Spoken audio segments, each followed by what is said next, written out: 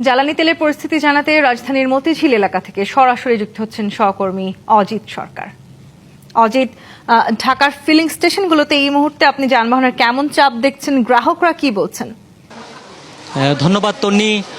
রাজধানীর যে ফিলিং স্টেশনগুলো আছে সেটা রাত এখন 9টা বাজে, অধিকাংশ পাম্প কিন্তু আমরা বন্ধ পেয়েছি। এর মধ্যে আমি দুই একটা পাম্প খোলা পেয়েছি, যেমন বিজয়সরণী ট্রাস্ট ফিলিং স্টেশন আর মতিঝিল এই স্টেশনটি আমরা খোলা দেখছি। অধিকাংশ কিন্তু বন্ধ পাম্প আমরা। তো এই মুহূর্তে আমরা যে স্টেশনটিতে আছি সেটা মতিঝিল ফিলিং স্টেশন একটা আছে। এখানে কিন্তু কিছুক্ষণ আগে কিন্তু এখানে প্রচুর বৃষ্টি হয়েছে, কিন্তু বৃষ্টি এখনও বৃষ্টি হচ্ছে।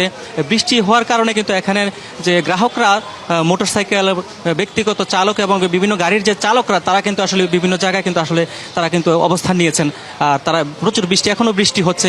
তো আসলে দীর্ঘদিন থেকেই কিন্তু আসলে মধ্যপ্রাচ্যে যে যুদ্ধ পরিস্থিতি বিরাজ করছে, সেই যুদ্ধ পরিস্থিতি বিরাজের কারণে কিন্তু যে ইরানের যে হরমুজ প্রণালী বন্ধ রয়েছে, সে বন্ধ থাকার কারণে কিন্তু বিশ্ববাজারে জ্বালানি তেলের একটা বিশাল একটা সংকট কিন্তু আমরা দেখতে পাচ্ছি। আসলে Lily ultra soft serum gel, যা গভীর থেকে স্কিনে দেয় 3 গুণ সিরাম হাইড্রেশন। সিরাম জেল হাইড্রেশনে ব্রাইট থাকো সব সিজনে। তার কিন্তু আসলে একটা প্রভাব কিন্তু বাংলাদেশেও পড়েছে।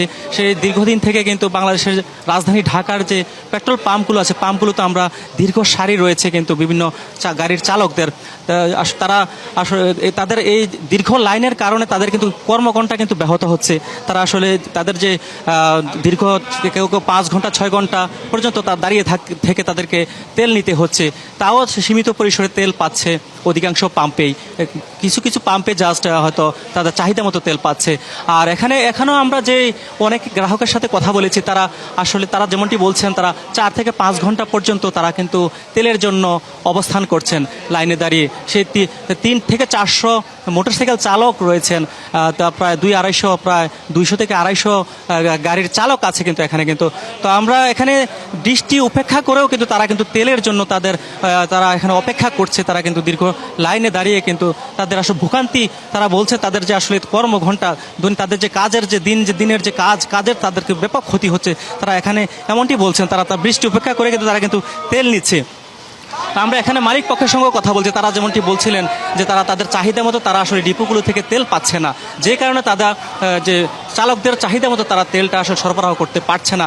তো এইসব কারণে কিন্তু আসলে তেলের পাম্পগুলোতে কিন্তু যেসব পাম্পগুলো খোলা রয়েছে, সেসব পাম্পগুলোতে কিন্তু গ্রাহকদের কিন্তু প্রচণ্ড ভিড় কিন্তু রয়েছে। কিন্তু তারা কিন্তু তাদের তেল নেওয়ার জন্য কিন্তু দীর্ঘ লাইনে কিন্তু অপেক্ষা করছে। তন্নি। অজিত, ধন্যবাদ।